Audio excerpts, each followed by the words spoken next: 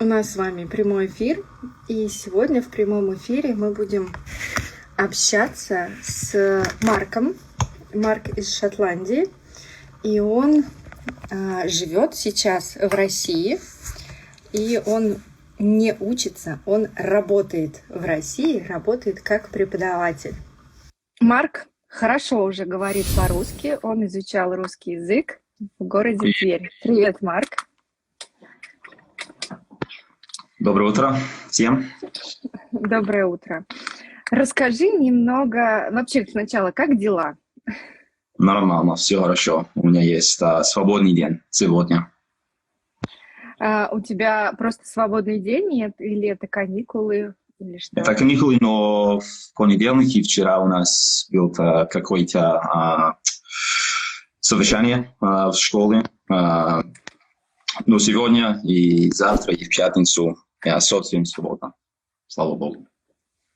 Отлично. Так, ну расскажи немного о себе, как ты познакомился с русским языком, как ты попал в Россию и теперь работаешь здесь преподавателем. Кстати, многие отгадали, что ты преподаешь именно английский язык. Я думала, подумают русский, но нет, английский. Да, английский. Меня зовут Марк, я из Шотландии и из Глазго. Мне 27 лет. И я начал изучать русский язык 7 или 8 лет назад, но мой интерес к России начался 10 или 50 лет, 15 лет назад, когда в школе мы изучал, в предмете истории мы изучал Первая мировая война.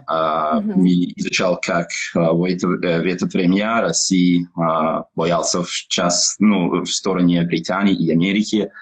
А потом произошла революция в России, и было очень интересно для меня. Первый раз я был в России, я попался в Россию, был 11 лет назад, а потом после этого, получается, каждые 2 года после этого я попался в Россию. И, конечно, я учился был здесь один учебный год, но не в Москве, в Твери. Я учился здесь, в России, русский язык. В Глазго каждый студент из иностранного языка необходимо жить 1 год, учебный год за границу. И ты выбрал именно Россию? Я не выбрал, конечно, я был студент русского языка, я не выбрал именно Твери, просто был так, что в Твери, ТВГУ и университет Глазго есть такое-то сотрудничество. Хорошо. А скажи, то есть, значит, ты первый раз попал в Россию, получается, 11 лет назад, и после этого ты поступил в университет в Глазго специально, чтобы изучать русский язык? В Шотландии есть 2 университета, где можно изучать русский язык. Глазго и еще, я думаю, это Стерлинг, другой город. Но я специально изучал социологию. И случилось, что я тоже смог изучать русский язык. После того, что я закончил школу, я попался в колледж, я изучал там какой-то окружающий мир какой-то, но социология специально. Я потом попался в университете, чтобы изучать социологию. Я тоже выбрал русский язык. Хорошо, как интересно. Сколько времени, сколько лет, какой период у тебя был до того, как ты попал в Тверь? Сколько времени ты уже изучал русский? То есть с каким уровнем ты приехал в Тверь? Я изучал русский язык 2 года в Глазго, но те дни я не был так, самый хороший студент, я был такой-то ленивый, но мне было, что 20 лет я был очень молодой, но я не был такой самоуверенный, чуть-чуть ленивый, так что когда я приехал в Твери, я не начался с нуля, но мой уровень русского языка не был так хорош. Ты говоришь, что в Глазго ты был немного ленивым студентом, а в Твери, значит, ты поменялся, стал суперусердным. Нет, в Твери был очень важный и хороший отрезок моей жизни. Все, кто знает меня, прекрасно понимают, как важно эта часть был для меня. Я познакомился с новыми друзьями, с новыми людьми. Был очень-очень важный опыт моей жизни. Но, к сожалению, я в Твери, если мы говорим по точке зрения обучения, я по-прежнему был чуть-чуть ленивый. Я, конечно, изучал русский язык там, я научил новые слова, выражения, я лучше понял правила, например, систем падежей и т.д. Но когда я вернулся из Твери, еще в Глазго, мой уровень русского языка, я не знаю, может быть, А2, B1, не так хорошо. Но несмотря на то, что я, как ты знаешь, я очень-очень оценивал мой год в Твери. Да. То есть это был, ты сказал уже, да, это был важный отрезок в твоей жизни, год в Твери. Хорошо. Потому что это был первый раз, когда я жил самостоятельно, первый раз я жил за границу, не с родителями, потому что, конечно, я изучал в университете Глазго, я родился в Глазго, я жил в Глазго. Вот это мой первый раз, как я сказал, жить самостоятельно. Так, то есть это получается, сколько тебе лет было? Это уже, наверное, 3-й или 4-й курс университета? Это год в Твери какой? Нет, в Твери это был 1 год. Ты уже на каком курсе учился в университете, когда приехал в Тверь? Третий курс, да. 3-й курс. Расскажи, а как проходили вообще занятия в Твери? То есть у вас был только русский язык или еще были какие-то другие занятия? Может быть, ты тоже изучал социологию и в Твери тоже? Нет. В Твери был просто русский язык. Например, когда я вернулся из Твери, я был на 3-й курс социологии, но 4-й курс русского языка. Занятия в Твери был основной курс, конечно, был курс чтения, устная речь, и был курс какой-то «Россия сегодня». Было типа, что происходит в настоящей в России. Курс был один учитель, он прекрасно говорил на английском, он был учитель английского языка для русских студентов, но он нам преподавал русский язык. Он объяснил нам правила грамматики на английском, потому что мой уровень был так низкий. Если он просто объяснил на русском, я не понял почти ничего. Но другой занятие, например, другой предмет, например, Россия сегодня, был все на русском. Да, это было очень полезно. Да. Вот ты год прожил в Твери, ты сказал, каждые 2 года ты приезжал в Россию. На какой период обычно ты приезжал в Россию? Обычно в лето, но один раз, когда я приехал сюда, чтобы смотреть, попасть на матч Спартак-Селтик, был в октябре. Но обычно в лето. Конечно, когда я был в Твери, познакомился с каждым, с каждым сезоном в России. Лето, осень, весна и, конечно, зима. Мгм. Так, хорошо. Ну, такой вопрос не по теме. Какой сезон тебе больше всего нравится в России? Ну, для меня зима это очень интересно, это что-то новое для меня, потому что в Шотландии погода очень плохая, но у нас редко, редко идет снег. Один день зимой может быть такой же температура, как один день в лето.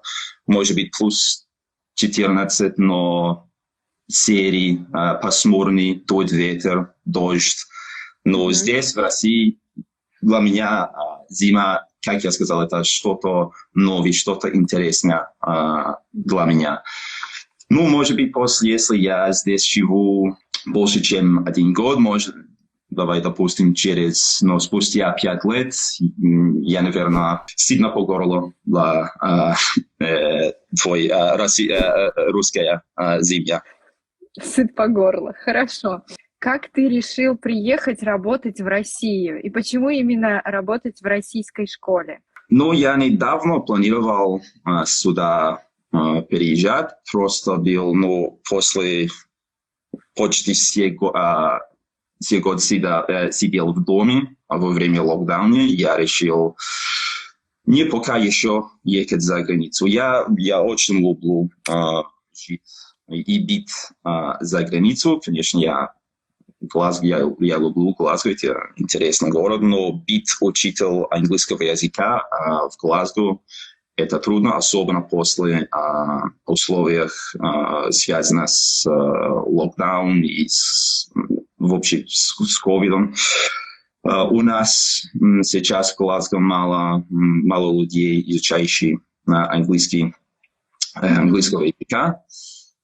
Так я решил, что во время локдауна, что я еще раз я хочу попасть за границу. И, конечно, у меня было много времени во время локдауна. Я просто сделал заявление на работу в России. Я не знал, сколько заявлений я сделал, но это было очень много.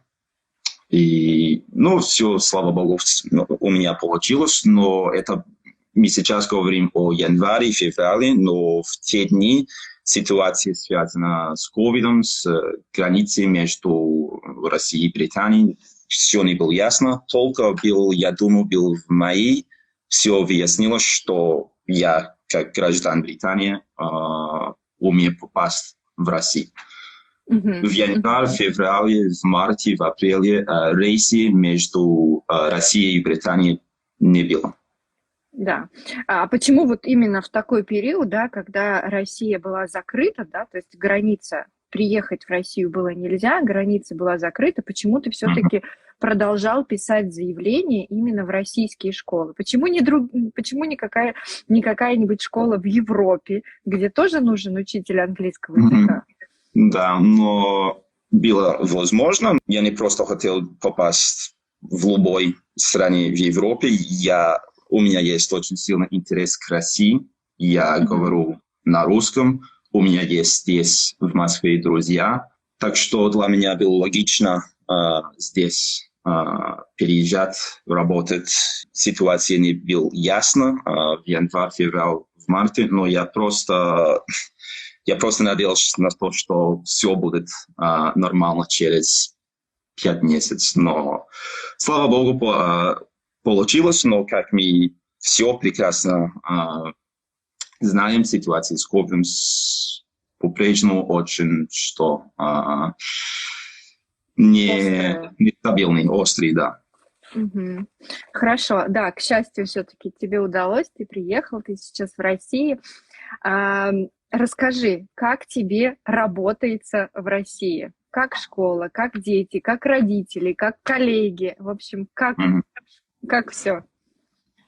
Все хорошо, все нормально. Это трудно. Я бы хотел сравнивать школу в России, преподавать в школе в России с преподаванием школы в Шотландии. Но, конечно, я никогда не работал в школе в Шотландии. Конечно, я работал в языковой школе, но это сильно отличается от общей школы.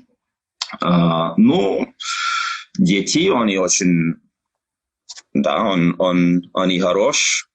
У каждого есть свой характер, свои интересы и т.д. Как я сказал, тебе их поведение иногда чуть-чуть интересно, но они дети. Я помню, когда я был школьник, мое поведение не было так хорошо. Это бывает, это нормально, они дети. Вообще, моя школа это частная школа, так что я не знаю, как сильно это отличается от государственной школы в России, я не знаю. Но родители я редко говорю с ними, но у нас есть, они обычно общаются с руководителем класса. Например, если это 3 класс, у них есть руководитель, преподаватель, да, и родители обычно общаются с ними. Да, с коллегами наши отношения очень хорошо, с руководством школы это все хорошо, да, все нормально у меня, я счастлив в моей работе здесь. Хорошо. Скажи, как тебе система, да? Вот ты сказал, что ты работаешь не в государственной, а в частной школе, но вот система частной школы похожа чем-нибудь на систему шотландских школ? Ты не был учителем, но ты был учеником. Так, да. можешь сравнить? Главная разница, что я заметил уже, в Шотландии у нас есть начальная школа, это совсем другой школа. Учился здесь в начальной школе 7 лет, а потом переезжать в другой школе, средней школе, на английском, в Шотландии называется high school или secondary school. Это средней школе. Здесь может учить 4 года или 6 лет. Здесь, в моей школе есть начальная школа и средняя школа в одном же здании. В Шотландии это не бывает так, это совсем другое. Вообще система обучения не так сильно отличается. Самый интересный для меня это важность системы оценивания. У нас в Шотландии не такая система. Я имею в виду, что после каждого урока надо поставить у каждого школьник оценивание. Для меня это не странно, это просто новый для меня, потому что не существует в Шотландии. Конечно, если мы сделаем в Шотландии, если мы сделаем контрольную работу, конечно, будет оценивание, но после каждого урока здесь надо оценивать школьник.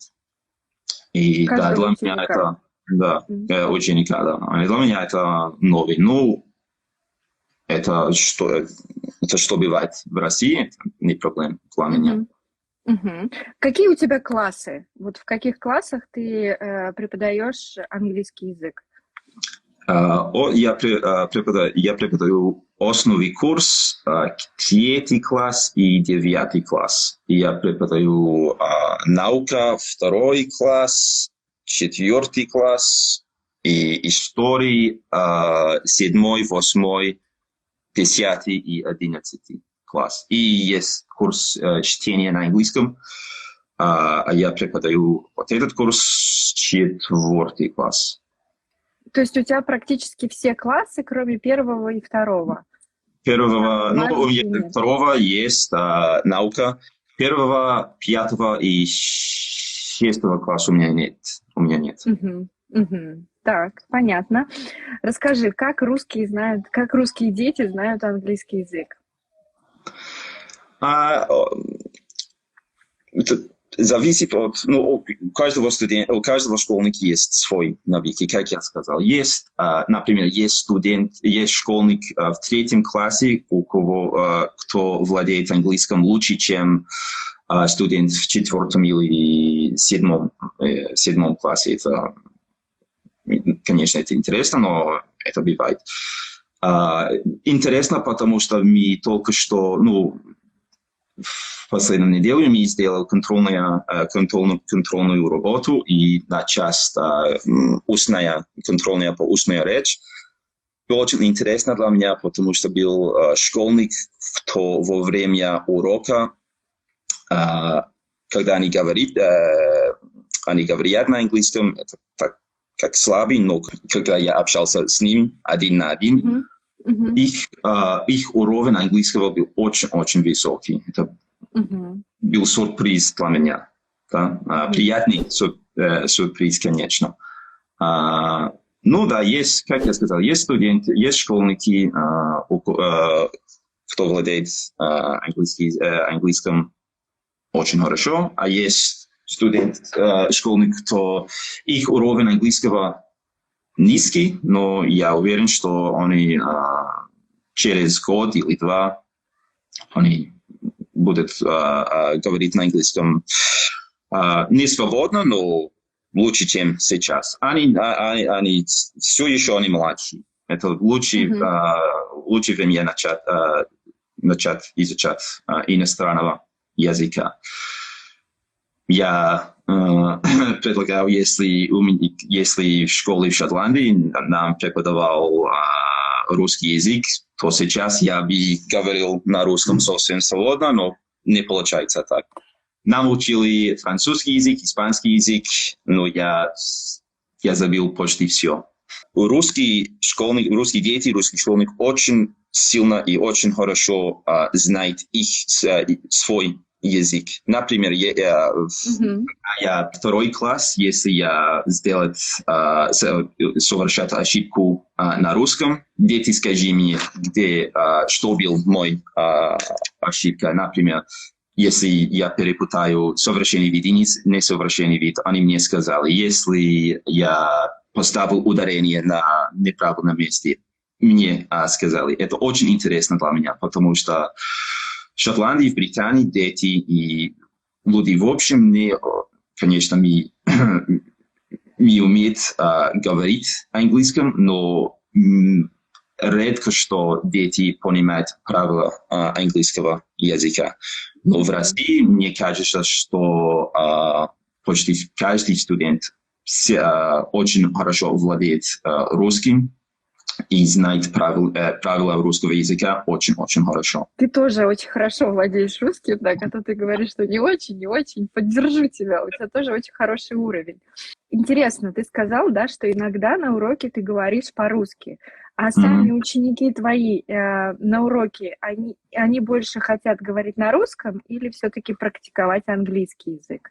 2 класс, 4 класс и 3 класс, они, скорее всего, они хотят на русском. Мне надо, уговорить им говорить на английском. Потому что, чтобы устраивать отличные отношения с школьником, это важно с ним общаться либо на английском, либо на русском.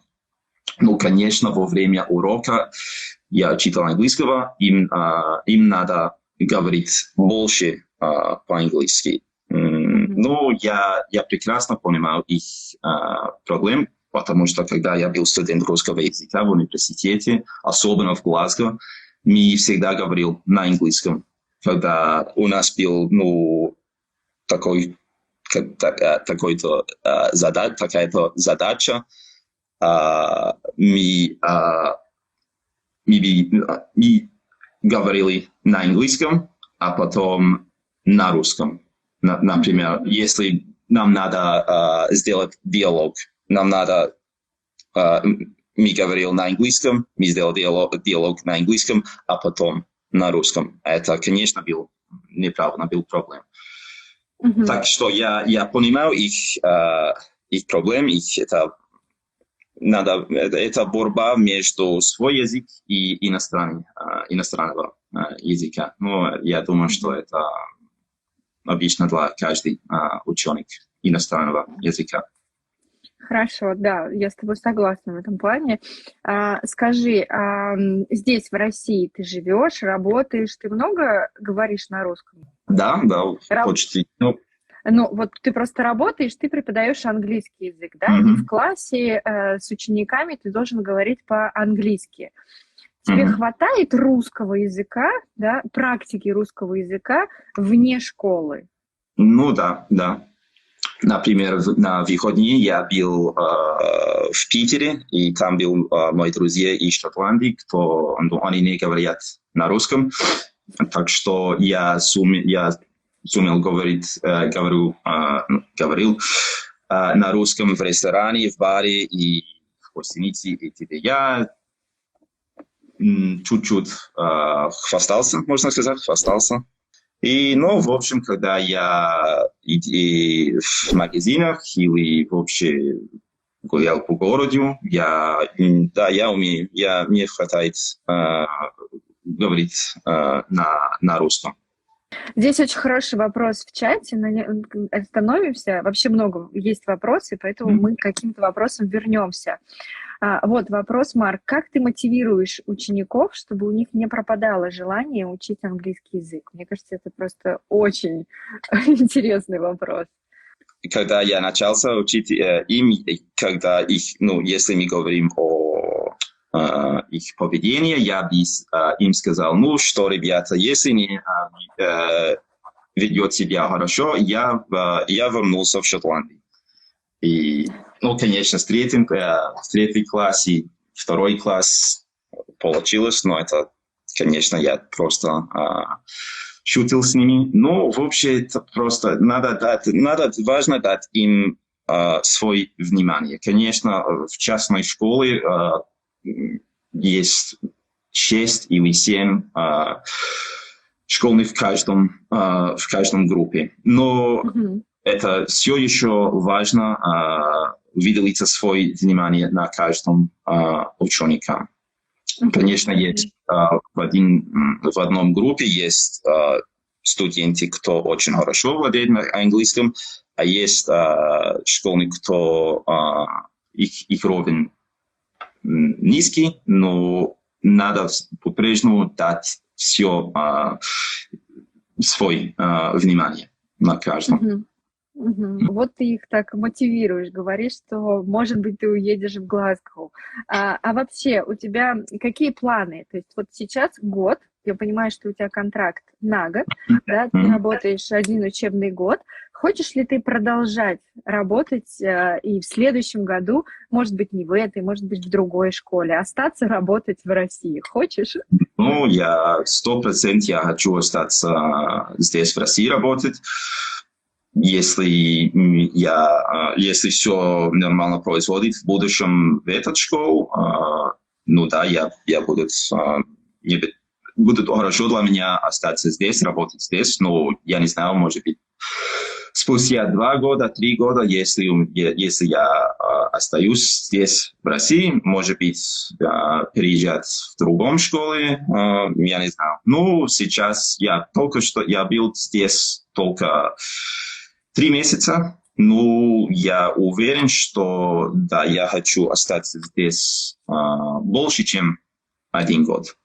Часто иностранцы, когда только первый раз приезжают в Россию, это я заметила, когда первый раз приезжают в Россию, им Россия такой образ, что это что-то страшное, что прям пугает, и зима холодная, и люди какие-то не улыбаются. И часто замечаю, что через 3-4 месяца все прям хотят, нет, мы хотим остаться, жить в России. Да. А ты рассматриваешь такой вариант, что ты переедешь навсегда жить в Россию? Или нет? Трудно сказать навсегда. Может быть такое или нет? Может быть, но мы не знаем, что будет в будущем. Например, я 2 года назад я переехал в Праге, чтобы работать и жить, но потом приехал наш милый друг COVID и все испортил что мы не знаем, что будет в будущем. Ну, если можешь, да, расскажи про Шотландию и можешь вообще увеличить до UK, до всей Великобритании. Как относится к русскому языку там? Ну, конечно, мало людей в Шотландии и в Британии, ну, англоговорящих людей там умеют говорить на русском. Ну, это интересно, потому что в Глазго, в университете Глазго, было отделение русского языка больше, чем 100 лет. Это очень интересно, очень старое отделение русского языка в нашем университете. Но большинство людей просто думают, что да, русский язык очень трудно, потому что, ну, знание русского языка – это алфавит, цирильский алфавит. И для многих это страшно. Но это нормально, когда ты увидишь совсем другой букву, это страшно. Так что, да, для меня русский язык – это трудно, но интересно. У меня всегда была мотивация изучать и продолжать изучать русский язык. Ну, вообще в Британии, да, есть, как я сказал, в Шотландии есть 2 университета, где вы можете изучать русский язык. Вот я с тобой здесь в каком-то моменте совершенно соглашусь. Мне тоже намного легче изучать русский, чем французский, испанский и другие европейские языки. Но это, конечно, шучу, потому что русский мой родной. Но в этом плане мы с тобой сходимся. Тут еще вопрос. С чем ты столкнулся, когда изучал русский язык? Я, наверное, думаю, что имеет в виду с какими трудностями, да? Трудности? То есть ты... Ну, для меня алфавит не был такой трудный. До того, что я приехал в Россию 11 лет назад, я сам научил алфавит. Я никогда не смог говорить один предложение на русском, но я смог, например, читать станции метро, название станции метро в Москве. Но трудность для меня, конечно, был и сейчас трудность по-прежнему существует. Это система падежей, конечно, для англоговорящих это очень трудно, это новый, потому что на английском у нас нет такой системы падежей. Глагол движения, глагол обучения, совращенный вид, несовращенный вид, возвратные глаголы для меня трудно. Почти все трудно для меня. В общем, вся грамматика. Как я сказал, у меня я всегда найду мотивацию продолжать изучать русский язык, несмотря на то, что почти все для меня трудно. Представляешь ли ты себя в будущем, что ты преподаешь русский язык? Да? Ты сейчас преподаватель английского, а можешь ли ты переквалифицироваться и в будущем когда-нибудь преподавать русский? Вряд ли, потому что, я говорю английский язык 25 лет, и только после 25 лет говорю английского языка, я смог учить английский, преподавать английский язык. Давай, я по-прежнему, я считаю себе ученик русского языка. Давай, допустим, спустя, может быть, еще 25 лет я умею преподавать русский язык. Но, как я сказал, вряд ли. Я думаю, нет. Скажи, а твои друзья, которые вот были в Петербурге, да, из Шотландии, они не просили тебя, научи, Марк, ты же говоришь по-русски, да, то есть ты хвастаешься своим русским, научи что-нибудь. Да, я учил им, как сказать, да, нет, спасибо, до свидания, и пиво, конечно, и я из Шотландии или я шотландец, потому что многие люди спрашивают им, откуда вы, и они не знали, как отвечать, то я учил им, как сказать, я из Шотландии или я шотландец. Но видишь, они говорили эти фразы? Да. Они Всё, говорили, да. ладно, отлично, Ага. отлично. Начало преподавателя русского языка. Ну, Так. они после несколько часов пива они уверенность вырастил, и они начал говорить спасибо, нет, да, до свидания или пока. Все. Вот еще один секрет, да, как можно работать со студентами. Приносить на урок языка пиво. Пиво, да. Так. Так, но лучше так не делать. Так, вдруг нас тут слушают коллеги, да, но лучше так не делать. Хорошо. Еще тут вопросы. Что такое для тебя Россия? Какие чувства у тебя к природе, к русской природе и к русским людям? Оба для меня мне нравятся русские люди, очень интересные люди. Но, конечно, природа в России очень прекрасна. Я хотел увидеть больше природы в России. Например, я был только в Москве, в Твери и в Питере. Я хочу больше увидеть не просто природы в России, но больше страны. И включается, конечно, природа. Но, конечно, я смотрел много фильмов, снимал и в природе в России, и, конечно, это очень-очень прекрасно. Вот уже есть вопросы. Какие русские блюда ты предпочитаешь? Пишите спасибо. Для меня борщ. Я очень люблю борщ. Но слава богу, я наделал пельмени без мяса. Я стал вегетарианцем 2 года назад, и я боялся, что в России было мало вариантов типичных русских блюд, вегетарианских вариантов, но я нашел почти все. Пельмени и, конечно, борщ. В Питере на Вигодне. Но это не русское блюдо, но грузинское блюдо, хачапури. Конечно, хачапури никогда не был мясом, но я очень-очень люблю хачапури, хинкали. Но если мы говорим только про русское блюдо, тогда будет, будет борщ, 100% борщ. Так, но я знаю, то есть, борщ, он есть, да, 2 видов, и для вегетарианцев, и не для вегетарианцев. Вот пельмени, я, кстати, если они вегетарианские, то это с чем? С какие это пельмени? Что добавляют туда? Может быть, соевое мясо, как сказать, не мясо. Конечно, есть не пельмени, другой пироги, как это называется, я не знаю, но есть картофель и грибы. Вареники, да, мы их называем вареники. Да. Спасибо тебе большое, Марк, было очень интересно. Спасибо тебе и спасибо всем. Все, всем пока-пока. Пока-пока.